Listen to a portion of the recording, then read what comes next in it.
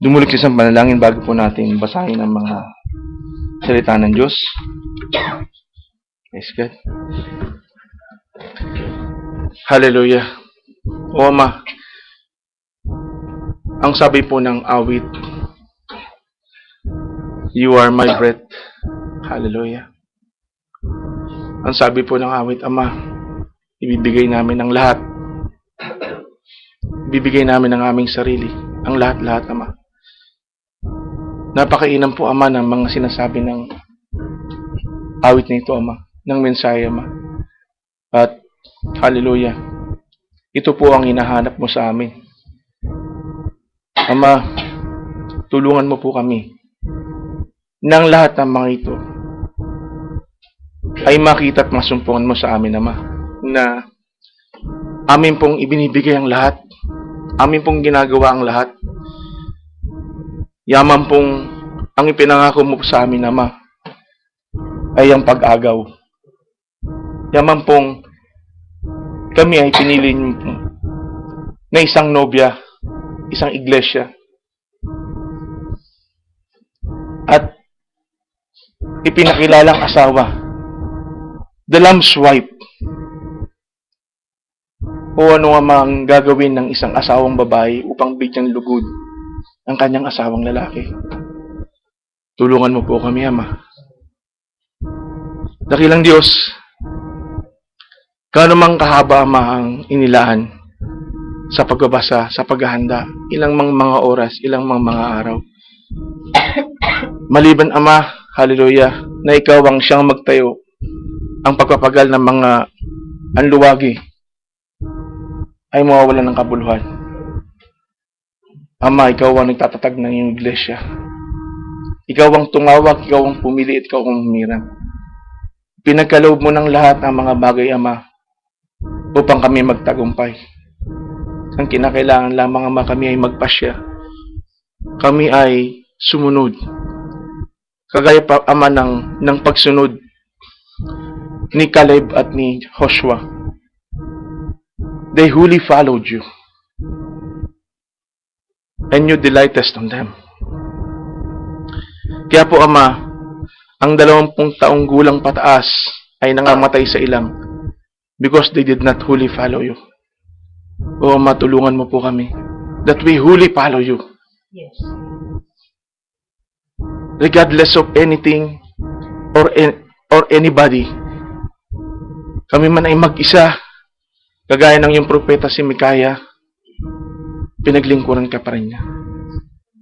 Kagaya ng mga anak ng mga Hebreo na itinapon sa pugon, sa horno, na makapitong ulit ang init. Sasambahin ka pa rin nila. Ano man ang inutos ng hari sa dahong yun. O Ama, ano man ang kalalagayan na aming kinalalagyan sa mundong ito na napakahirap ng mga bagay na aming nakikita. Ang aming kagalakan ay nasa iyo. Tulungan mo po kami, Ama, na may paglingkod sa iyo ang aming mga buhay hanggang sa araw ng pag-agaw. Maraming salamat po, Ama. Kayo po ang maganda ng aming mga puso. Kayo po ang magbigay sa amin ng kababaang loob. Kayo po ang magbigay sa amin ng kaunawaan. Buksan niyo po ang aming mga isipan ng aming mga puso. Tulungan niyo po kami, Ama, sapagkat wala po kaming alam. Wala po kaming nalalaman. Mali man lang ipagkaloob po, Ama. Wala kaming magagawa sa aming mga sarili. Tulungan mo po kami. Maraming salamat po, Ama. Nilalagak po ang lahat ng panahon na gugulin sa dahong ito, Ama, sa pagsamba sa iyo at sa pag-aaral ng iyong mga salita. At inangkin namin na patuloy, Ama, na ang iyong mga anghel ay nakapaligid upang kami ay bantayan, upang kami ay proteksyonan, Ama. Salamat po, Ama. Ang iyong dakilang presensya ang pinakamahalaga sa dahong ito, Ama. Or else, walang kabuluhan ang anumang pagkakatipon na gagawin ng sino man kapag ikaw ay wala doon. Maraming salamat, Ama, sa iyong presensya. Ang papurit paglolahati, Ama, ay tanging sa iyo lamang, Ama, sa pangalan ng Panginoong Hesus. Amen. Praise God. Hallelujah. Atin pong basahin ang mga sumusunod pong talata sa Aklat po ng Pahayag, sa kabanatang 11, ang talata po ay 7. Ang sabi po dito, let us, kabanatang 11, 19, Revelation 19 verse 7. Let us be glad and rejoice. Amen. And give honor to him, for the marriage of the Lamb is come, and his wife hath made herself ready. At nais ko pong basahin yung ikalawang Samuel, kabanatang 23. 2 Samuel chapter 23. Verses 15 and 16. 15 at 16 po. And David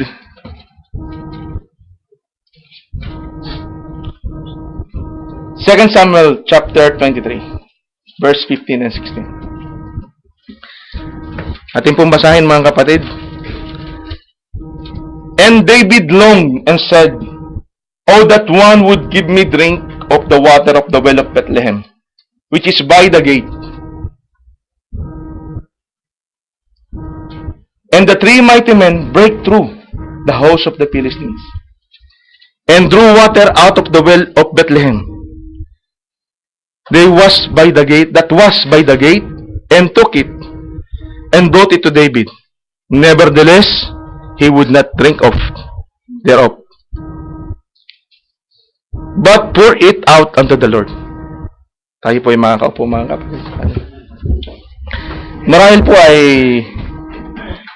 sumasagi po sa ating isipan kung bakit po paano po mauugnay itong 2 Samuel chapter 23 sa Revelation chapter 19 verse 7.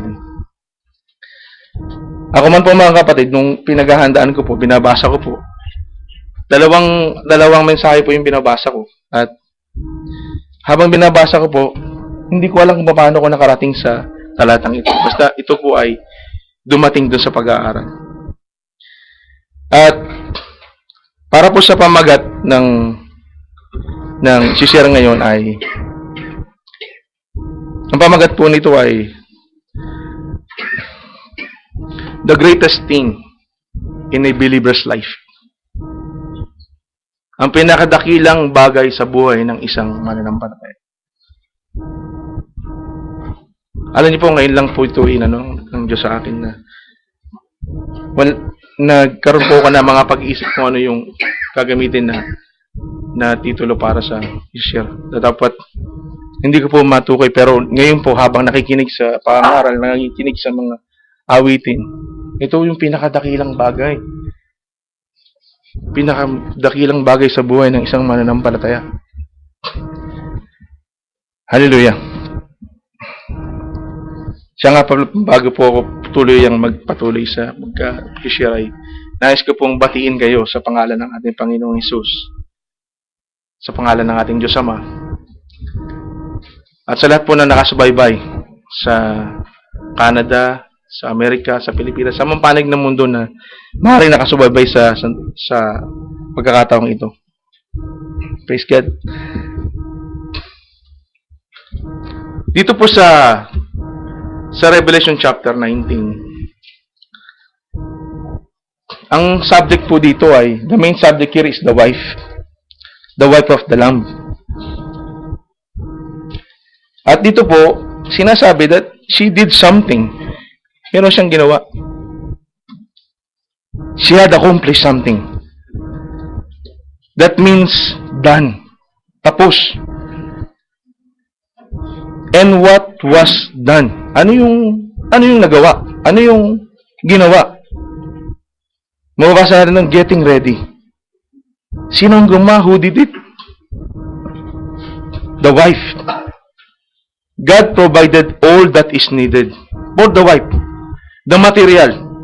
And it required that we must act on it. Kahit anong bigay sa iyo ng Diyos, kapag wala kang gagawin sa binigay sa iyo, ano ang magiging ibubunga nito? Naalala niyo po yung talento? Merong pinagkalooban ng isa, wala siyang ginawa. Nasa kanya yung material. Nasa kanya yung pagkakataon. Nasa kanya yung panahon. Pinagkalooban siya. Naniniwala ko lahat tayo pinagkalooban. Pero you have to act on it. Amen. Kailangan magamit natin upang tayo makapaghanda. That is, if we attest to please Him. Kung meron tayong malalim na kahuwan upang siya maluwalhati at bigyan lugod.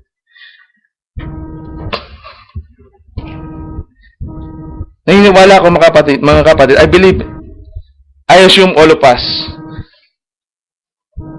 naniniwala tayo na there is going to be a bride, and this bride will long be the wife. And there will be a wedding supper reserved in the sky.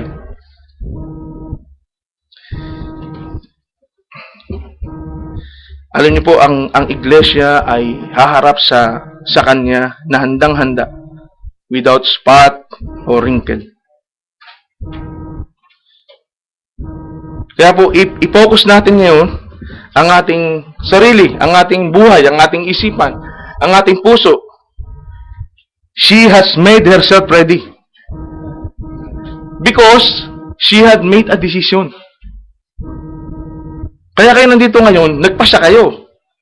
Pwede kayo magpasya na hindi pumunta. Pwede kayo magpasya na manatili na lamang kung saan kayo naroroon. Pero nagpasya kayo. Marami, halos lahat ay lumalapit sa Diyos, mga kapatid. Nagsusumamo sa mga panalangin. Humihingi ng kalinisan. Humihingi ng kabanalan. Lagi natin yung idinadalangin. But you have to make a decision and act on it. Pwede tayong humingi ng humingi sa Diyos. Pero kailangan tayo magpasya. Kailangan may gawin tayo, mga kapatid.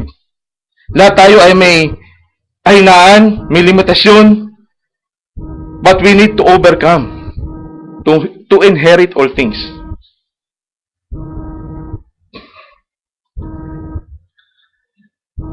God has provided for us to overcome. But you must be willing to lay everything down. Ano yung ililay natin? What? Anong ililay mo? Yourself. Ang pinakamatinding kalaban lamang na natin dito ay ang ating sarili. Sarili natin. Huwag muna tayong pupunta sa labas. Yung sarili natin.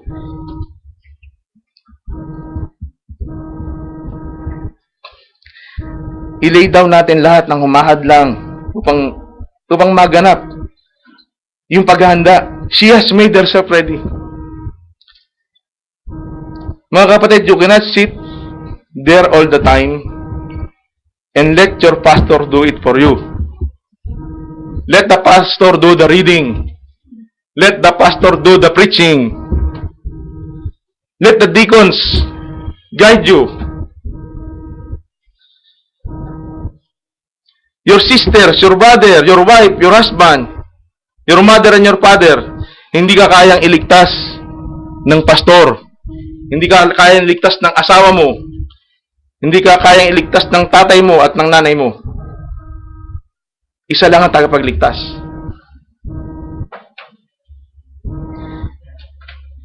It is up to you to make a decision yourself and act on it. That shows your faith, your love, and respect to God. Sa mga nag-asawa na, the happiest moment in a woman's life should be the day when the man she loved takes her to the altar and say, I do. Yun yung pinakamaligaya. Ano pinakamaligaya sa atin, mga kapatid? Na kapag, yung pinag-uusapan natin kagabi, na kapag sumundo na, upang kunin yung kanyang pinakasisintang iglesia, yung kanyang sarili. Likewise sa mga kalalakihan, it should be the same way dun sa lalaki, to be happy, to be the happiest man when he takes the most beautiful woman for him to be his wife. Dapat yung mga asawa natin ang pinakamaganda sa atin. Wala lang ibang higit na maganda pa. Kahit na lumipas ang mga taon, 10 taon, 20 taon, 30 taon, kahit nagbago na yung itsura niya, pinakamaganda pa rin sa atin. Kapag nakakita tayo ng mas maganda sa kanya, delikado yun. Yun yung pinakamaganda. Kahit pa umitim siya, kahit pa pumuti siya, kahit pa tumaba siya, siya yung pinakamaganda. Amen. Kahit sabihin pa na iba, hindi ako naniniwala. Siya yung pinakamaganda sa akin. Amen. Sabi sa 1 Corinthians chapter 7, sa verse 33 po mga kapatid, but he that is married,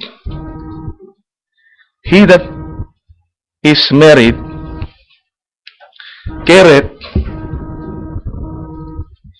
for the things of the world, how he may please his wife. Yung may mga asawa. There is a difference also between a wife and a virgin. Yung dalaga at saka yung may asawa. The unmarried woman careth for the things of the Lord, that she may be holy both in body and in spirit. But she that is married careth of the things of the world, how she may please her husband. Ngayon mga kapatid, sino ang asawa ng church? Dalhin natin ngayon ng ating mga sarili kung sino ang asawa natin ngayon. Dahil kung may mambagay tayong ginagawa, we're not the true wife. Maybe you're a concubine. Or maybe something else.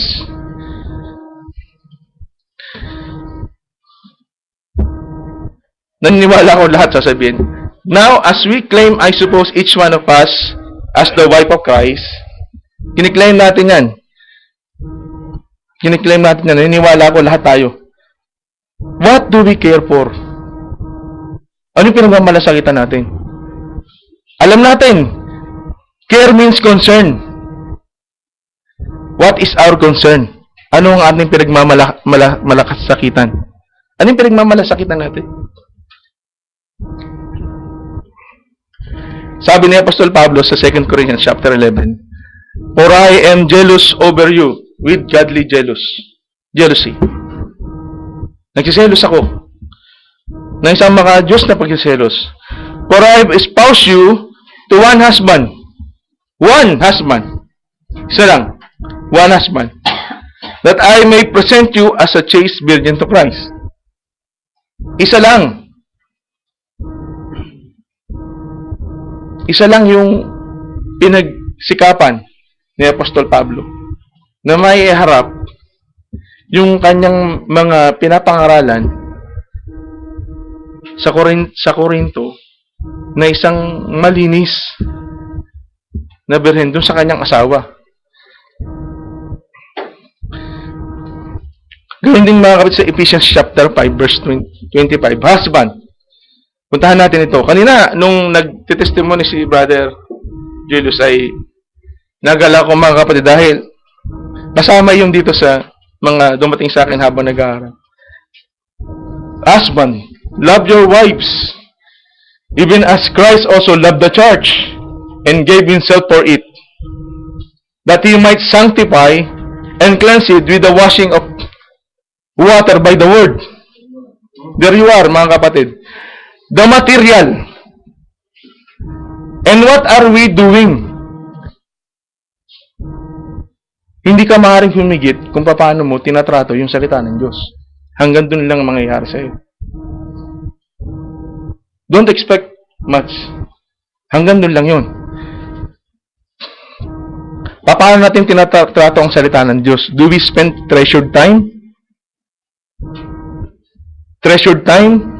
More time with it than the things of the world?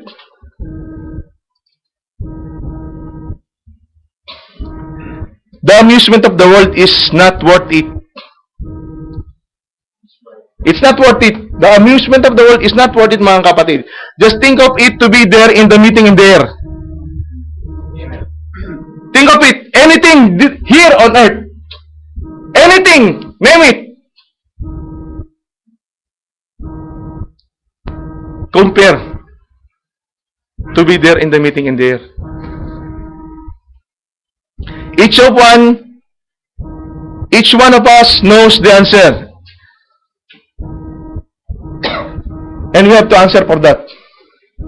We can pretend not be for God. Pwede tayong makita sa isang kalalagayan, pero not be for God.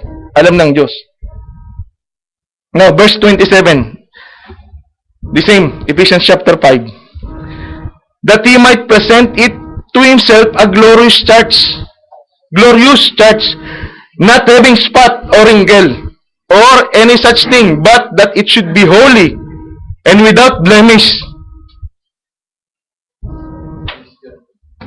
Isang maluwalhating iglesia, walang mancha, walang pulbot, or any such thing. But it should be holy and without blemish. So it meant to love their wives as their own bodies. He that loveth his wife, loveth himself. Ito yung kanina sa testimony. For no man ever yet hated his own flesh, but nourisheth and cherisheth it, even as the Lord, the church. For we are member of his body, of his flesh, and of his bone. Flesh of his flesh, bone of his bone. At the cross of Calvary, nung i-driven, nung isaksak, yung sabat, anong umagos? Flesh of his flesh, bone of his bone. No wonder we have a thirst to please him, to please God. Likas sa atin. Likas sa atin na luwalhatiin, bigyan lugod ng Diyos. Yun yung talagang asawa. Yun yung talagang lumabas sa kanyang tagiliran. Pero kung hindi mo makikita yun. Pero only just pretending.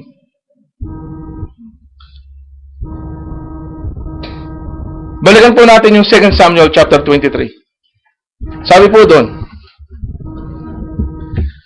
and David longed and said, oh, that one would give me drink of the water of the well of Bethlehem, which is by the gate. Notice, mga kapatid, on the expression. Tingnan niyo mabuti kung ano yung expression ng pagkasambitla ng Haring David. Sabi doon, nangungulila siya, sinong makapagbibigay sa akin ng tubig sa balon ng Bethlehem na nasa pintuan bayan. Ano yung ini-express niya? Ano yung nandun sa puso niya? At susundan natin sa talatang 16, and the three mighty men breakthrough.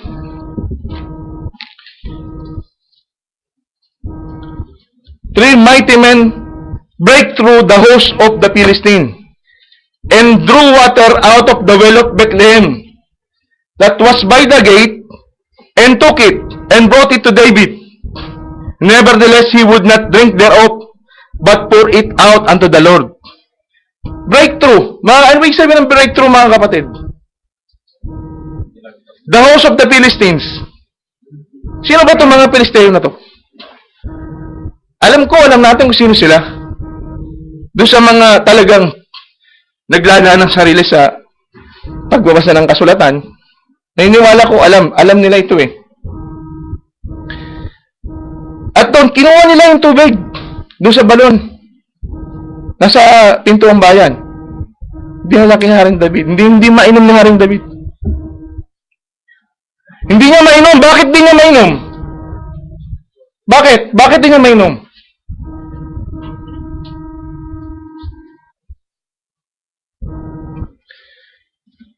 Imbis ginawa niya, inihandog niya bilang iinuming handog sa Diyos.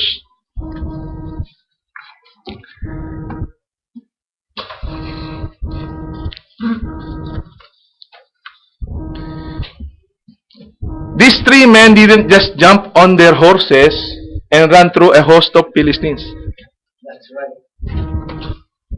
Kukuha ko ng tubig. Magsitabi kayo. Saan ba located yung ano? Sa Rephidim. Yung sa southeast pa ng ano ng Jerusalem. Naka-post sila doon. Doon walang ibang dadaanan. Kasi nandun sila Haring David, nagkukubli sila doon sa isang dako. Wala silang ibang dadaanan kundi yung side na yun. Hindi ka naiikot pa sa kabila makapasok doon sa ang gate nandito. Hindi ka naiikot para bumalik ulit doon dahil wala ka na may ibang dadaanan. Doon pa rin.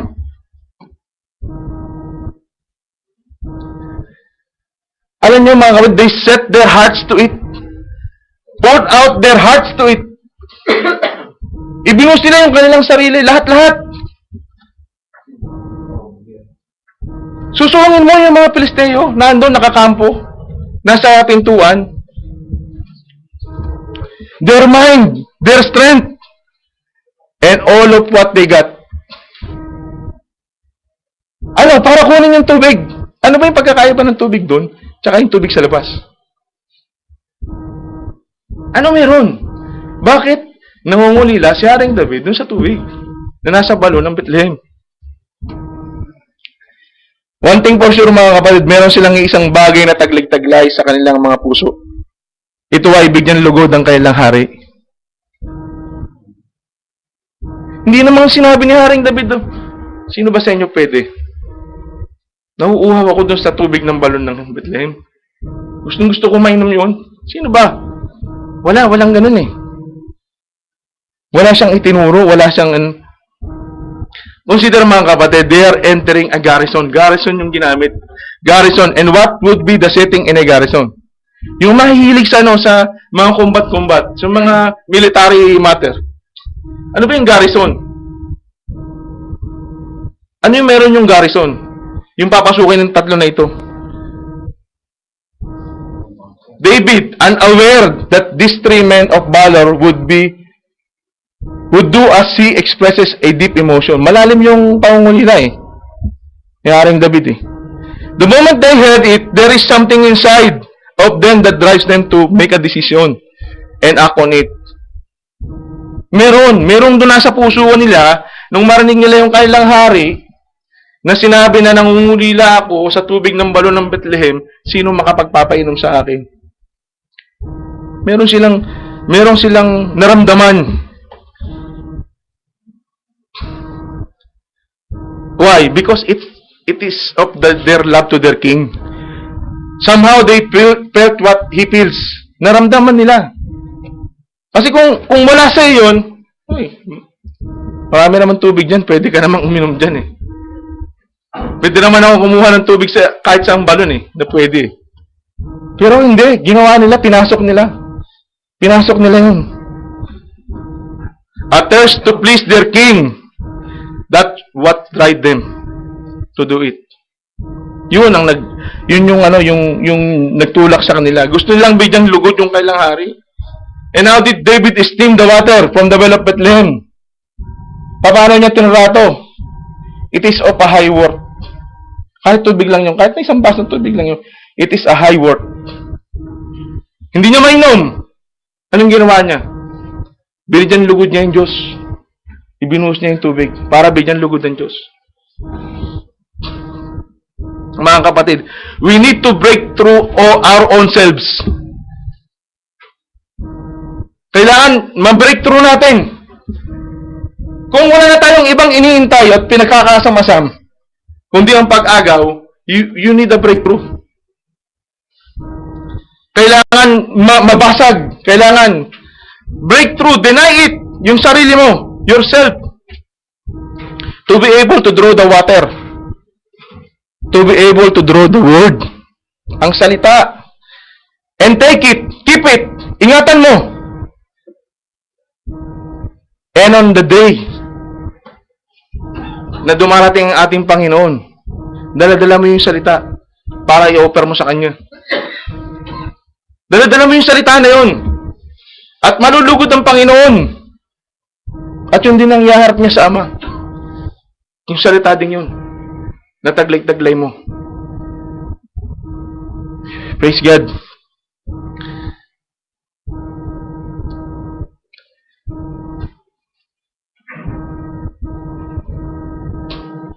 To be presented as a pleasing offering to God, the Father. Ano yung, sa panahon ni Caleb at ni Joshua, by their faith, this wonderful, ever faithful, great God, they please El Elyon, the Most High God. Yes, they are thirsting to please God. Mga kapatid, nung lumabas sila sa bayan ng Israel, lahat ng lumabas doon, nung nasa paglalakbay na sila, wala si Moses na marinig sa kanila, kundi mga daing. Sabi pa nga din sa Numbers 13, verse 1, pansinin natin dun ang utos ng Diyos kay Moses. Sabi, kung titingnan natin mga kapatid,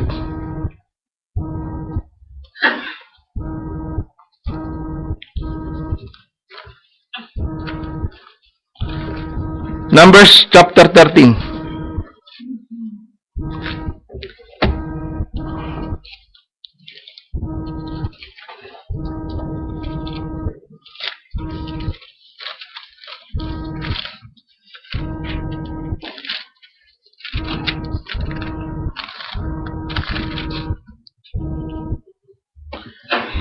Sabi dito, verse 1, And the Lord spake unto Moses, saying, Send thou men that they may search the land of Canaan, which I give unto the children of Israel.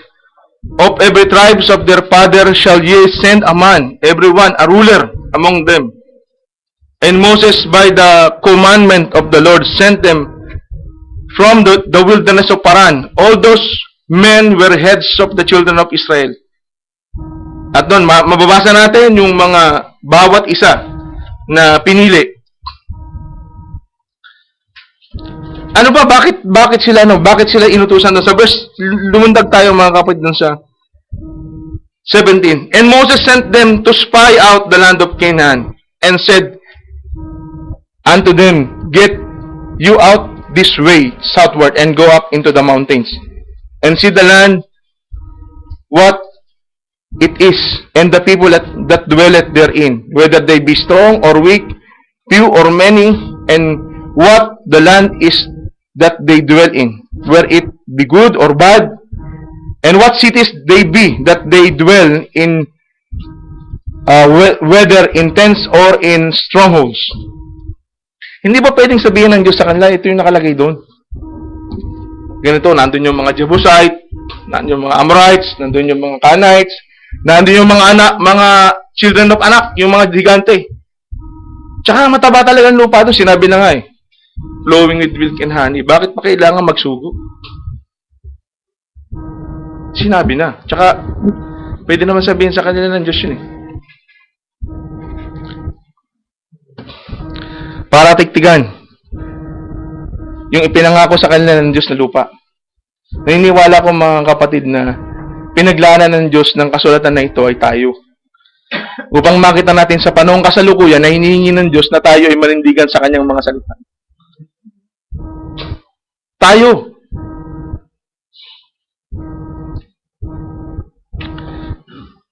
Anong mga pangyayari doon?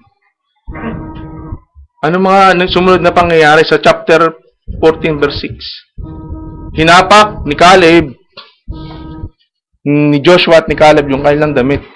Sabi, if the Lord delighteth on us, He will give us the land.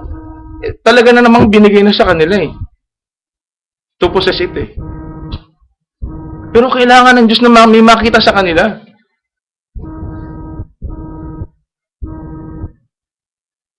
Kasi hindi naman tayo magiging overcomer kung gagawin lahat ng Diyos para sa atin. Hindi tayo magiging overcomer.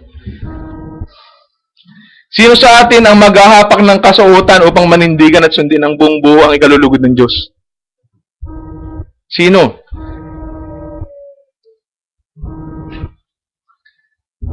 Babatuin sila ng mga Israelita. Kasi yung mga puso ng mga Israelita, nakabalik na sa Ehipto. Naniniwala ko na lahat ng asawa ng Panginoong Hesus, ang puso nasa Panginoong Hesus. Amen. Wala sa Ehipto. Wala sa sanlibutan.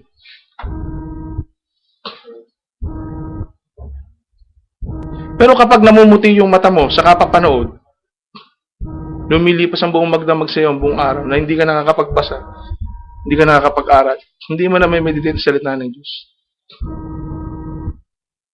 Nandun ka sa Ehipto. Alipin.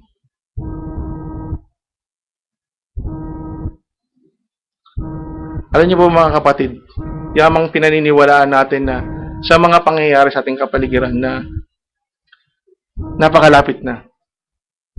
Kapag meron kang dapat sabihin na hindi mo nasabi, papanagutan mo sa harap ng Diyos. At pag meron kang nasabi na hindi mo dapat sabihin, ganun din, wala kang pupuntahan. Kaya mga kapatid, bilang kapatid, kung ayaw ninyong may mawala sino man sa atin, sabihin na natin yung dapat natin sabihin. Wala nang panahon eh. Hindi na natin magagawa yun doon.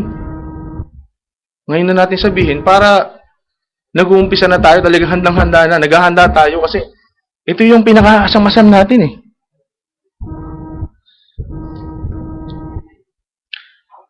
Now, ngayon, si Amang Abraham, he was thirsting to please God. And how is that? Oo, tama mga kapatid, totoong natatakot si Amang Abraham sa Diyos. Kaya maging ang kanyang anak na si Isaac ay ihahandog niya bilang susunuging handog. Ganun pa man, naniniwala kong mahal na mahal ni Abraham ang Diyos higit sa kanyang anak. Kaya susundin niya ang pinag-utos sa kanya upang bigyan lugod ang Diyos. Kalakip ito, dito ay ang pananampalataya na kanyang pinanghahawakan. By faith, accounting that God was able to raise him up, even from the dead, from whence also he received him in a figure. Hebrews chapter 11, verse 19. At sa pananampalataya din naman ito ay pinapaalalahanan tayo ni San Pablo na tayo ay lumakad ng kalugod-lugod sa Diyos. Bakit kailangan? Furthermore than we beseech you, dear brethren, and exhort you by the Lord Jesus, that as ye have received of us also how you ought to walk and to please God. Why? So you would abound more and more. Kapag tayo ay lumalakad at nabibigyan natin lugod ang Diyos araw-araw sa ating buhay, may nangyayari doon. We abound more and more. Tayo lang ang makakasagot nito mga kapatid, tayo sa ating mga sarili. Walang nakakaalam ang ating mahal na kapatid na manggagawa sa dakong ito pag natapos ang Biyernes at nag-iwalay na hindi na rin niya alam kung ano yung pinagagawa natin. Mga pinagsasalita natin, yung mga kinikilos natin. Kaya bago magpasimula ang isang araw na nalalangin ako mga kapatid na turuan niya ako kung paano gagawin ko kahit na hindi madali yung trabaho. Hindi yung hirap ang sinasabi kong hindi madali. Dahil may mga patakaran, may mga rules. Hindi mo basta-basta pwedeng magawa yung trabaho mo. Ang gagawin mo maghintay, maghapong maghintay. Wala kang ginagawa. Gusto mong gawin, sasabihin ng tao na authorized. Medyo copy muna tayo. Kahit gusto mo nang gawin. Nakikiusap ka pa na magawa mo yung tulungan ka. Kasi kung wala sila, hindi mo ma-accomplish yung trabaho. Nasa mundo tayo na napakahirap pakitunguhan.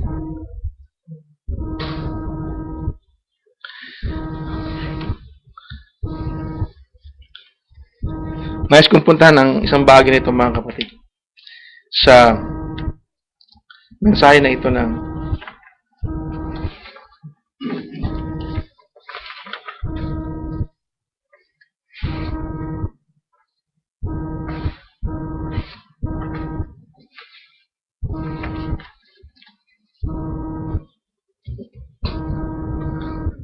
Praise God. So mga kapatid, marriage types the earthly marriage. The marriage na sinasabi ng banal na kasulatan. Yung sinasabi nung binasa natin. The marriage is come. Dito, alam natin, pinag-aaral natin mga kapatid, dito nagaganap. Dito nagaganap ang kasalan. Unang bagay mga kapatid, sa kasalan, the heavenly marriage types, ang tipo nito yung earthly marriage. Unang bagay ay ang pagdidesisyon. We have to decide. A young lady has to make her decision whether she wants this young man, and the young man whether he wants the young woman. There has to be a decision made, and you have to make it. She must be the only woman. Siya lang. Wala lang iba. In the world that you love, and he must be the only man. If it isn't, then you made the wrong decision. Sa umpisa pa lang, mali na. Nag-asawa ka, mali.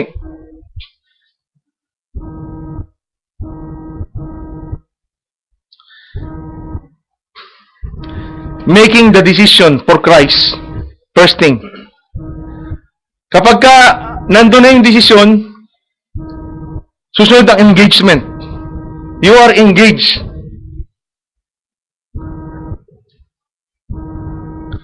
Yung magpapasimula ng maganap.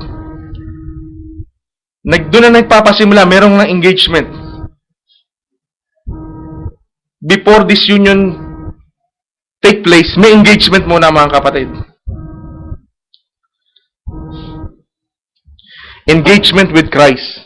Merong pledge. Kasi merong love affair. Kailangan may love affair. Ang hirap na magpapakasal ka na wala kayong love affair. Wala kayong kalab-love affair. Ang hirap nun mga kapatid. Sa umpisa pa lang, mali na. It is not a correct wedding. And I hope every Christian have a correct wedding. Para hindi maging punong-puno ng mga masalimuot na pag-asama. There are promises to be made.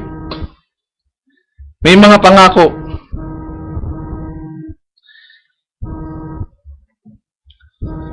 Ipapangako ng lalaki, kadalasan pinapangako ng lalaki, wala akong ibang titing ng babae. Wala akong ibang paglalaanan ng aking damdamin. Magiging mabuti akong asawa, iingatan kita, pangangalagaan kita. Sabihin ng babae, magiging mabuting asawa ko sa iyo, aalagaan ko yung mga anak natin. Bago tuluyang maganap yung kasalan. May mga pangakong binibitiwan.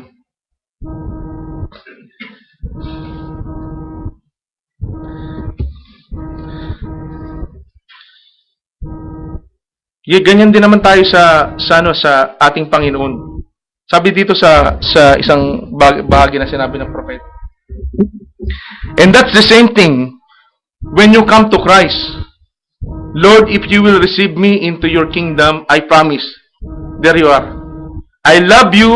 I'll be true to you. I'll serve you day and night. It's too bad we forget that. I'll serve you day and night. I'll fast, I'll pray, I'll be loyal to you. I'll bring my tithings in the storehouse. I'll pray many times a day. I'll do anything and pledge all my love to you. That's what you do. That's exactly right, where you promise that. And it should come from your heart. If you promise your husband that and not from your heart, you mean it. You are absolutely not living correctly with him. Sabi ng propeta, it should be a crystallized affair. Para mga kapatid, tinan nyo mga kapatid,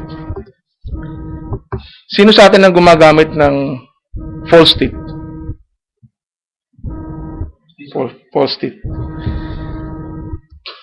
Sabi, ang false state, hindi mo bahagi yan.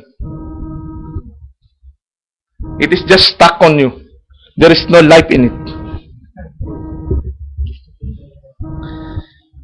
The false state, sinasubstitute niya yun na walang ngipin. Pero it doesn't mean na meron siyang kinalaman sa'yo. There is no life flowing to that false state. But for a substitute, it can be for a good purpose. Nangunguya mo yung kinakain mo. But it has nothing to do with you. There is no life in it. Wala. Kaya nga tinawag na false state eh. False.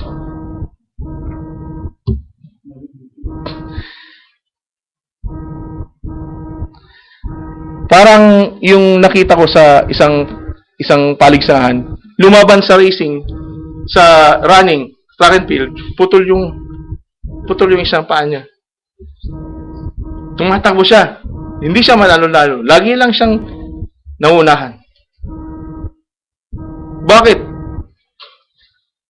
Because he's not complete. Actually, that is a false leg. False leg. Walang buhay. Amen? Nawa, sa mga mananampalatayang Kristiyano, there is no believer or couple that is stuck together, not connected. Nawa, walang mananampalataya na nag-asawa na they are only stuck together because of that marriage. But they are not connected. Kaya nga, excuse me for sa pagbanggit ng pangalan. I am praying na kasi bilang kapatid, alam niyo mga kapatid, napakaganda ng tingin ko sa kapatid eh. I apologize mga kapatid. Si Brother Johnny. Pag tinitingnan ko si Brother Johnny, bilang isang binata, sabi ko, kung ako yung babae, ito yung gusto ko maging asawa.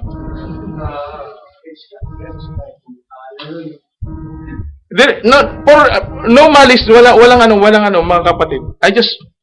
Excuse me Brother Johnny for the illustration. And I pray that he won't have a dirty bride. I pray mga kapatid. Naniniwala ko, we don't want that na magkaroon ng dirty bride yung ating mahal na kapatid. Because para sa akin, I have a high worth para sa kanya. The way I see, I believe mga kapatid na kung ito yung tinakda ng Panginoon Diyos sa kanya, He will have a very clean bride. Amen. And I don't worry about that. Praise God. I have a very strong confidence. At kung hindi naman, it's not worth it pa rin for our brother to be also there in the meeting in the air. Kahit na hindi dumating yung babae na yun, kahit na dumating ang Panginoong Diyos ay dumating, ang Panginoong Jesus ay dumating na wala siyang asawa, nandun siya sa meeting in the air. Praise God. Amen. Hallelujah. Alam niyo mga kapatid, napakainam na makita natin na nagkakaroon tayo ng mga asawa na talagang basahin nga natin mga kapatid yung Proverbs 31.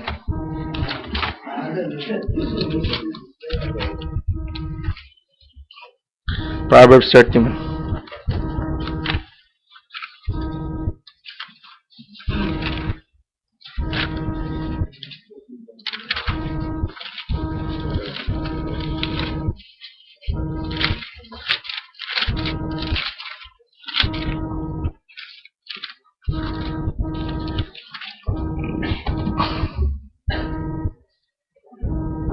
Sabi dito sa verse 10, who can find a virtuous woman?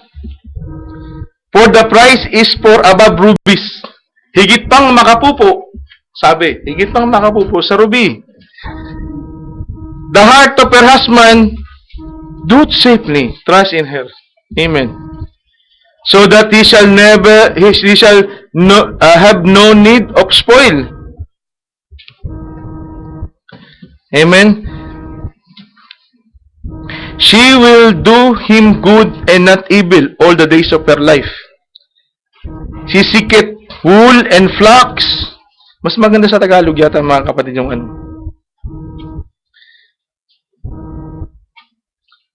Atin lang pong pupuntahan. Malaya naman po yung ating oras.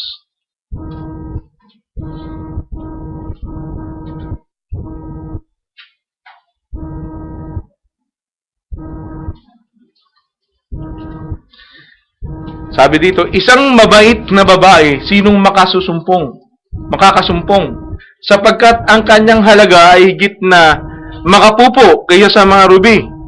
Ang puso ng kanyang asawa ay tumitiwala sa kanya, amen. At siya ay hindi kukulangin ng pakinabang. Gumagawa siya ng mabuti sa kanya at hindi kasamahan lahat ng mga kaarawan ng kanyang buhay.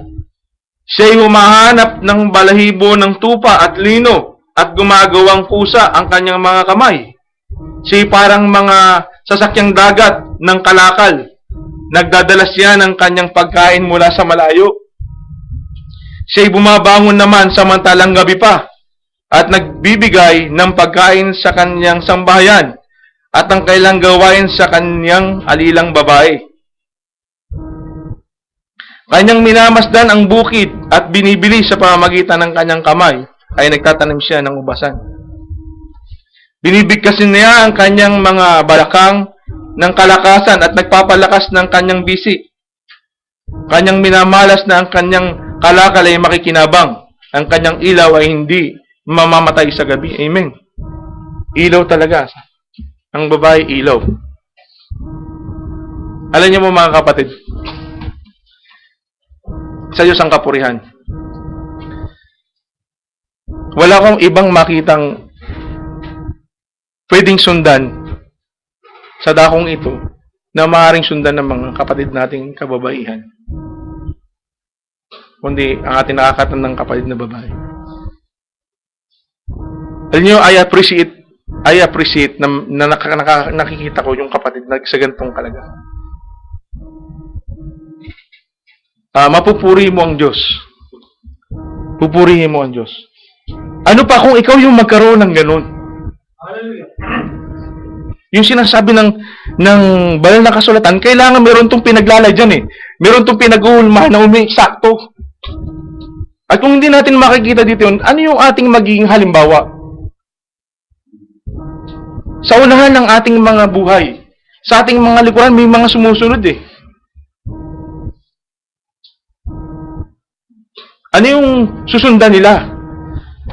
Alam niyo mga kapatid, napaka-inam mga kapatid na makita itong kalagayan ito. Ito yung asawa ng Panginoong Hesus. Ganito. Hindi siya nasusumpong ang nagpapabaya. Sa tamang panahon, nagbibigay siya ng pagkain. Nagagawa niya yung kanyang dapat gawin. Di ba ganyan din dapat na maging kalagayan ng babalikang iglesia? Amen? Na hindi masusumpungan sa ibang kalalagayan. Alalahanin natin, we are the church married to Christ. We are no longer two, we are one. And more pa.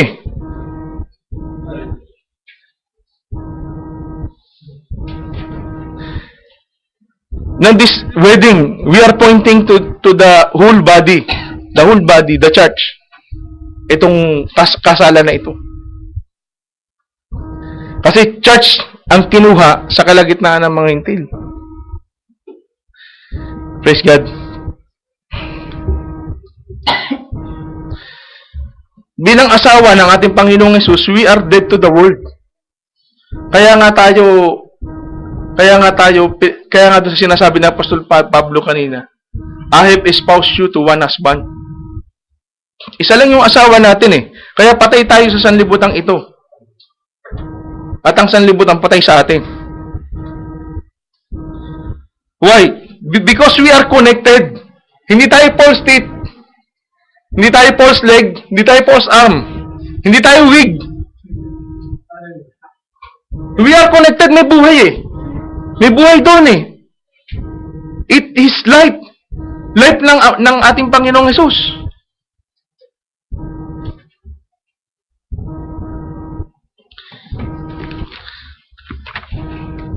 May pupuntahan akong talata, mga kapatid.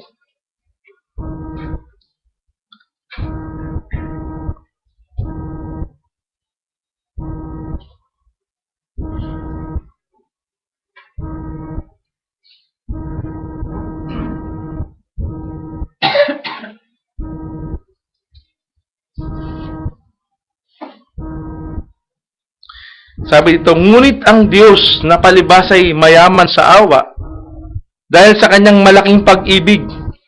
Hindi tayo inibig ng maliit. Malaking pag-ibig na kanyang iniibig sa atin, bagamat tayo yung mga patay dahil sa ating mga kasalanan, tayo binuhay na kalakip ni Kristo sa pamamagitan ng biyaya kay Kristo. Kayo'y nangaligtas.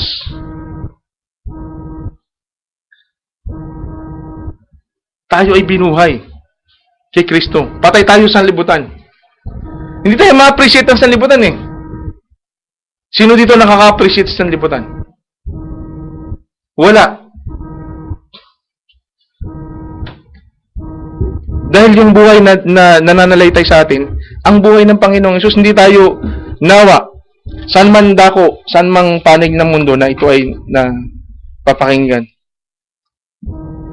Kailangan i-secure natin yung ating sarili na hindi tayo ay connected, hindi tayo stuck, hindi tayo false teeth, hindi tayo false leg, hindi tayo false arm. Hindi tayo pupunta lang dito para umupo.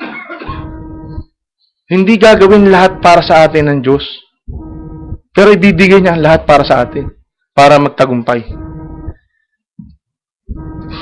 Praise God.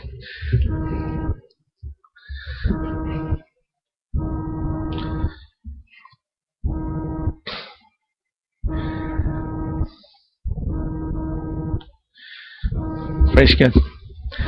May babasahin po ako muli ito, mga kapatid. Sabi dito sa isang bahagi ng message na ito. And if there's anything contrary with us to Christ, we don't believe His word and say, oh, that was for other days. Yung salita na yun sa Bible, ito, those for other days. It's not for us now. The days of miracle, the days of healing, Holy Ghost baptism, noon pa yan eh.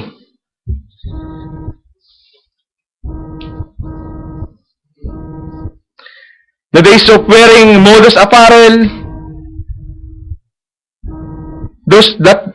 all that is for other days. Amen. Anong iisipin natin dahil tayo ay end time message, dahil tayo ay bahagi ng iglesia, He won't keep His word for you and others He will. Sa'yo, yun ang gagawin ng Diyos. Kanina yung exhortation. Walang tuldok ni kudlit na mawawala. Mahirap pa yung madali pa yung may bituing malaglag.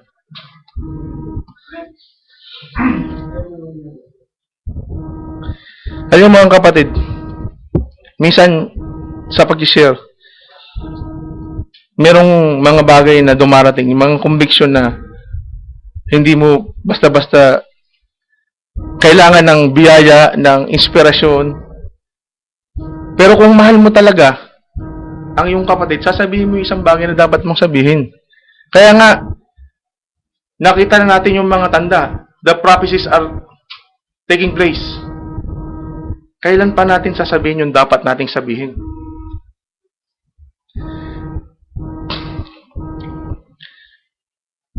My dear sisters and brothers, I don't mean to hurt anyone, most especially you. Sino man na nakakapakinig. However, if that would make you stand for God and please Him to do what you ought to do, as one who claims to be a wife of Jesus Christ, I'd rather hurt you in love.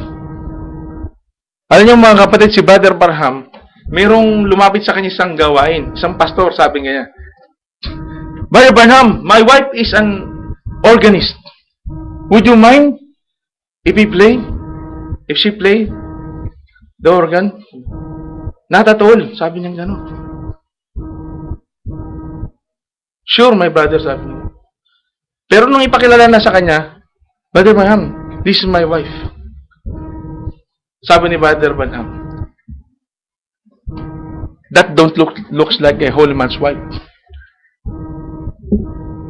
It's not a holy man's wife. Tapos kinausap niya yung minister. Sabi niya, I don't want to hurt anyone. I'm not making a comment. I'm making a statement. Sabi niya, your wife doesn't look like a saint to me. She looks like a haint to me. Alam niyo yung sabihin yung haint, mga kapatid? Ito ay nag-originate doon sa kanila. Sila yung gumagamit ng salitang ito.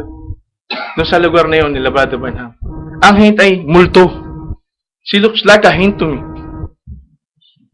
Sabi ko ganyan parang ang hirap sabihin, no? Kinausap niya yung pastor. Kinausap niya. Sabi ni Brother Juan, I can't say it in any different way because I will be a hypocrite.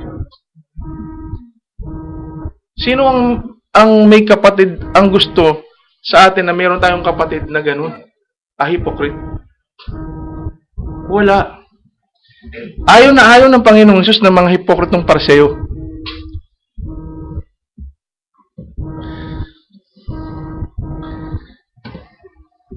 Kaya, nung binabasa ko ito mga kapatid, sabi ko, ganun magbitiw ng salita yung propeta. Pero, nandun pa rin yung pagmamahal. Hindi niya sinabi yun dun sa pastor para saktan siya, o i-down siya, o pahiyain.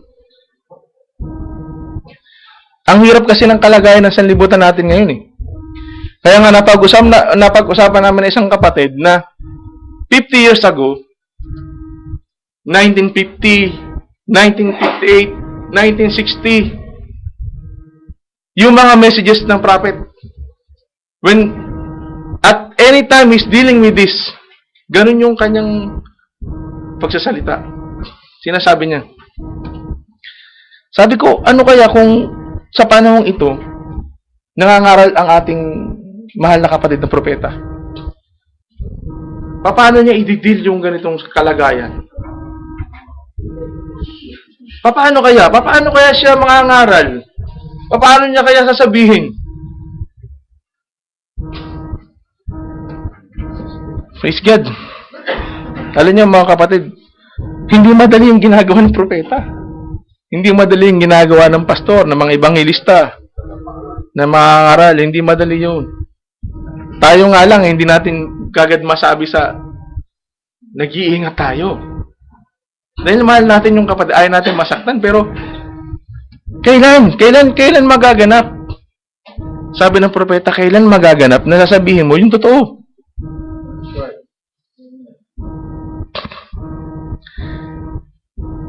Bilang asawa, kailangan makilala natin na tayo ay heir of everything he possess. Everything. An awesome reward. Kapalit sa hinihingi sa atin ng Diyos. Ano hinihingi sa atin ng Diyos? Don't share your love to this world. Yung pagmamahal mo sa asawa mo, huwag mong i-share sa ibang babae.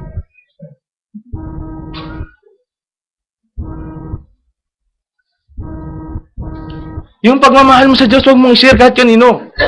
Sa Diyos lang yun. Mahal na mahal mo siya. Exclusive. Because God is a jealous God. Mapanibugho. Ayaw niya na may kahati. Kahit gaano man natin kamahal na mahal ang ating mga asawang babae, may mga panahon na kailangang magmanifest sa atin yung karakteristik ng steel at yung karakteristik ng wool. Hindi laging malambot. Hindi mo kapag ka meron ng problema at kailangan ng magmanifest yung karakteristik ng steel, it should manifest.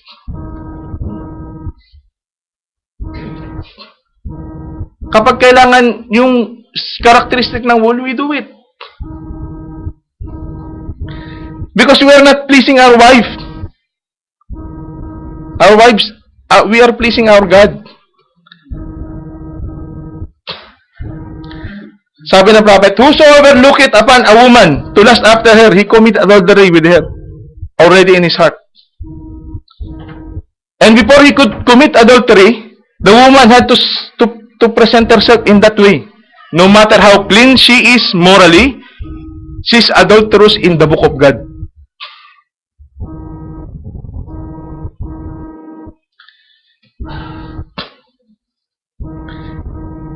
It don't matter how morally you live, how clean you live, how honorable you live to your husband.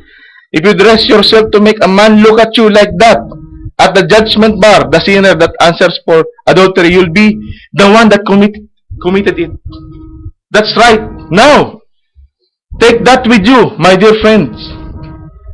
Think of it over for a little while.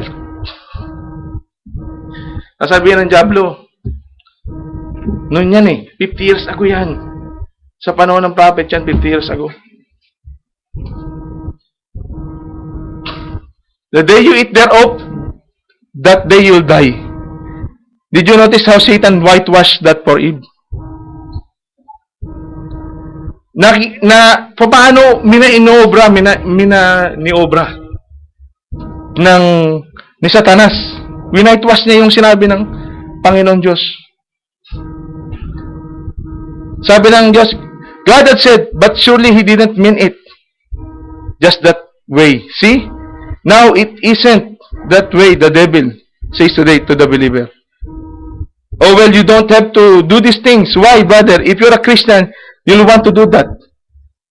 You'll want to do it. Ganun niya inaano yung mga tao. Ngayon, mga kapatid, yung pamagat ng ating sharingan ngayon ng message. The greatest pleasure that the believer in a believer's life is knowing that he's living or doing something that's pleasing to God, the Lord. The greatest thing in a believer's life is knowing that he is pleasing God. Yun yung pinakadakilang bagay na maaaring maging kalagayan ng isang mananampalataya. Kaya mga kapatid, mahirap sabihin pero kailangan sabihin. Sabi dito mga kapatid, you might be as pure as a lily to your husband or to your boyfriend. But when you put on clothes like that and walk on the street, if a sinner look at you and lust after you, the Bible said that he has committed adultery with you in his heart. And at the judgment bar, you're going to answer for committing adultery. Because you presented yourself to him like that. Jesus said that. Who's guilty, the sinner or you? You are. He's a hog and a pig by nature. He's never been converted. But if he answers for committing adultery, who did he commit it with? Whosoever sinner or saint looks upon a woman to lust after her, he has committed adultery with her in his heart. Think of it. Oh, you say, Brother Branham, that's the only kind of clothes they make. They still got sewing machines. There are no excuse for that. You know that's right. Does that act like a daughter of the king? Well, you say, the rest of them do, but you're different. You're an alien. You ought to conduct yourself like the daughter of the king. We have no continuing We have no continuing home here. Hindi ito yung ating tirahang, ang totoo nating tirahan, hindi dito. We have no continuing kingdom here. Alam niyo mga kapatid, nung tingnan ko, halos lahat ng message na Brother Branham, kinatouch niya tong bagay na ito. Kaya dumating sa isipan ko, kung nandito siya ngayon, paano niya? Sa lahat ng mga nakakasubaybay, nakakapakinig, there is no pleasure to hurt your brother or your sister. Wala kang makikitang magiging masaya sa'yo. Pero, ito yung sinabi ng propeta. He's always having this. Ilang ulit niya sinabi. Sabi, let me tell you something, sister. You may be as pure as a lily to your husband or your boyfriend. But at that day of judgment, you're going to be counted an adulterous. When you dress yourself like that, these old sexy looking clothes that they wear and get out here on the street. Do you know when a sinner looks at you and though you be as pure as you can be, that sinner lasting after you committing adultery with you, said Jesus in his heart. And what that sinner has to answer for adultery, you presented yourself to him. You are guilty, right? If he commit adultery, who did he commit it with? What caused him to do it? Because you dress yourself like that. You get out of my private life. That's what you say to the Lord. That is His word. They don't sell any other kind of clothes, Brother Brian. They sell sewing machines. So there's no excuse. That's right. You know that's right.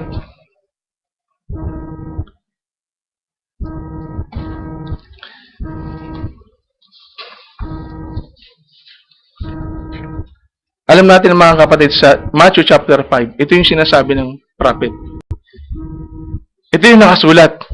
But I say unto you that whosoever looketh on a woman to lust after her hath committed adultery with her already in his heart. Does this word efficacy faded through time or lost its power? Kumupas na ba yung kulay nito? Nawala na ba yung epektibo nito? Pagiging effective? It is because you are chosen. You're chosen before the foundation of the world. This word do not apply to you or it has no power over you. Be it far from you, sisters. Your sisters.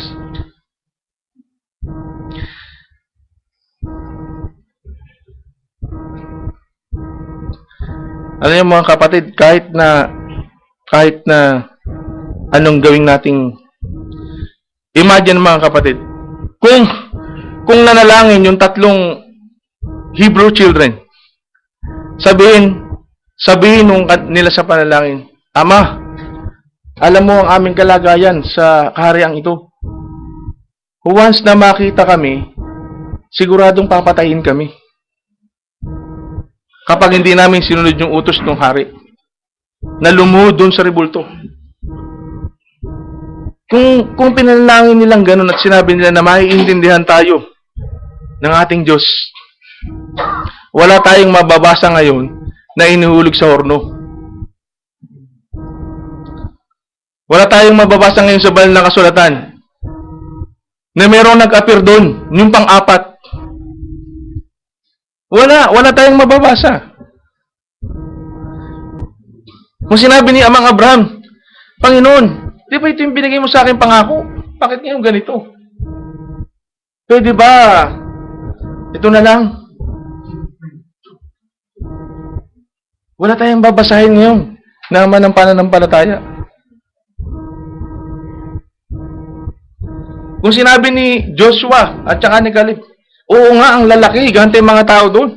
Ang lalakas, ang dami nila. Totoo nga na meron dong bumubukal na gatas at pulot. Pero sinabi nila, tinapay lamang sila sa atin. Kung kalulugdan tayo ng Diyos,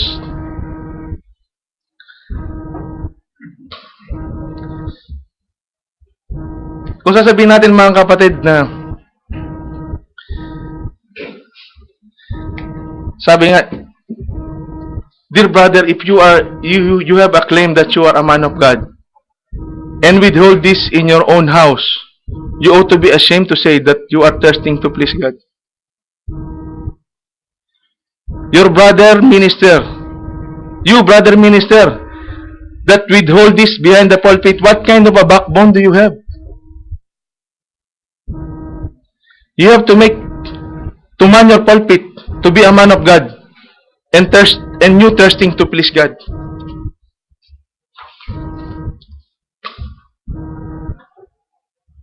But dear brother, I regret to do it. My life is at stake. I do sincerely, regretfully do it. Well then, dear sister, I regret to say that you are sincerely, regretfully committing adultery. But dear brother, it is for my wife's protection, and I fear that if she do not wear those kind of clothes, something bad will happen to her. You mean to say, dear brother, you fear them more than you fear God. Well then, dear brother, I regret to say that you are fearfully consenting your wife to commit adultery. Brother Branham was branded as a woman hater. Kahit ngayon siguro, yung ganun pa ng tingin ng mga Amerikanang mga matatanda na nabubuhay sa panahon ito na lumalabas sa telebisyon na ang kakapal ng mga lipstick, ang mga buke, talagang malalaki. Pero, anong magagawa natin?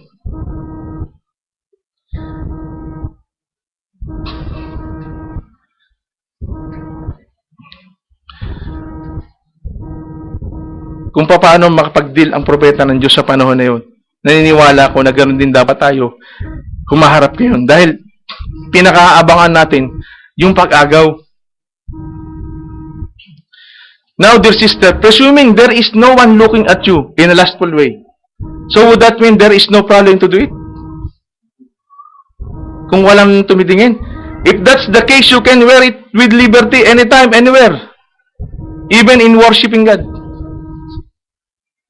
Not so, dear sister. With or without someone looking at you that way, you do it for the love of God. Dahil mahal mo ang Diyos. You'll do it because you dearly love God. Every moment of your life. Because there is a thirst in you. Alam niyo mga kapatid, ang ibig sabihin ng a thirst, this is an extreme desire. A thirst. Merong malalim na kauwan sa iyo na purihin ng Diyos. Nabigyan lugod ng Diyos. Because you are flesh of His flesh and bone of His bone. To please God, not to please yourself because you just feel comfortable and you feel safe wearing those clothes.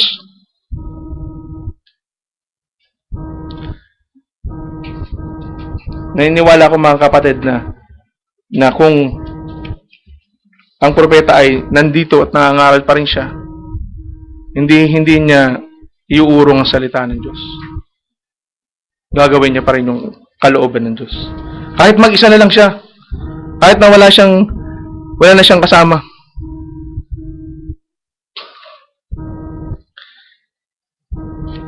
Napakarami mga kapatid ng mga bahagi ng banal na kasulatan at maraming ipinapakita ang propeta ng Diyos. Kung babasahin, talagang nakakahamon. Kaya mga kapatid, ang pinaka mundo ng mga bagay na ito. Habang naniniwala tayo, habang ang panahon ay lumalakad, habang sinasabi natin na the Ephesians church age is short, but the Laodicean church age is the shortest. Mga kapatid, yun yung tumatanim sa isipan ko na kung paano, ano pa yung mga bagay na dapat na i-consider natin habang nandito tayo. Kasi yun ang pag-usapan na pag-sharingan kagabi na pag-agaw. Yun yung pinakaiintay natin eh. Wala na tayong ibang binabantayan eh. Paano natin ilalaan yung ating mga sarili ngayon? Dati noon mga kapatid, marami akong mga bagay na gusto. Marami akong mga bagay na gustong gawin para sa aking mga anak. Para sa aking may bahay. Hindi masamang gawin yung mga bagay na para sa ating sambahayan. Pero, bago yun munang paghahanda natin kung ano yung nire-require ng Diyos sa atin. Ano bang halaga nung kapalit na hinihingi sa atin ng Diyos? Lagi natin isa-isip mga kapatid na the greatest pleasure in a believer's life is knowing that he is pleasing God. Amen. Doon lamang po tayo dinala ng Panginoon at mga kapatid,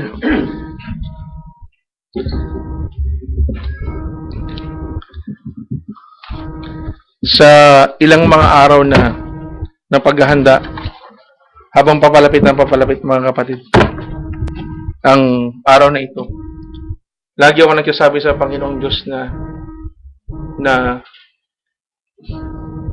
ipagkaloob niya na masabi ko yung dapat kong sabihin. At kung may mga bagay na hindi ko dapat sabihin, huwag kong sabihin. Kasi mga kapatid, merong mga sukat na ipinagkaloob ng Diyos. At kung hanggang sandan lang yung sukat na ipinagkaloob ng Diyos, hindi ka maaaring lumampas doon. Dahil kung lalampas ka pa doon, ay maaaring meron kang magawang bagay na hindi niya ikalulubog. Kaya po,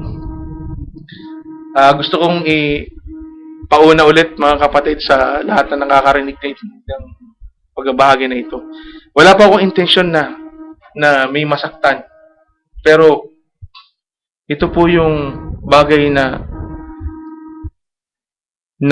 tumanim sa akin sa panahon ng pagbabasa sa pag-aaral ng salita ng Diyos. Kaya po mga kapatid, pagpalain tayong lahat, nawa ay patuloy tayong dalhin ng Diyos sa kasakdalan hanggang sa araw ng pagdating ng pag-agaw. Tayo po ay tumayo mga kapatid sa oras nito. Christian.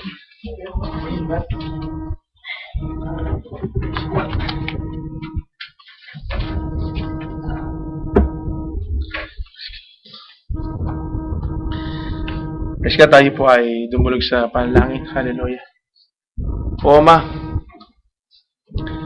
nagpapasalamat po kami sa iyo, Ama, sa mga panahong namin napagsaluhan, Ama, at wala po kami maaaring amang angkinin sa aming mga sarili. Lahat, Ama, ay pinagkakatiwala po namin sa inyo. Wala kami maaaring dalhin sa aming mga sarili, Ama. Hindi kami nakahigit kanino man. Lahat kami ay may kahinaan. Lahat kami ay may mga kakulangan. Maraming pang mga bagay, Ama, ang nasa unahan ng aming paglilingkod sa iyo. Tulungan mo po kami, Ama, na maganap ang sakdal na kalooban ng iyong kalulugod. At ang pag-ibig sa kapatiran, Ama, panatiliin mo kami nasa iyong pag-ibig, Ama. Nasa upang kami, Ama, ay patuloy na mabuhay, Ama, na may kagalakan sa bawat isa. At patuloy mo, Ama, na ibigay, Ama, ang lahat ng mga bagay na aming kailangan, Ama, upang masumpungan kaming handa sa araw ng pag-agaw. Maraming salamat po, Amang Diyos na makapangyarihan sa lahat. Pinupuri po kayo at niluluwalhati sa matamis na makapangyarihan pangalan ng Panginoong Hesus. Amen. Amen.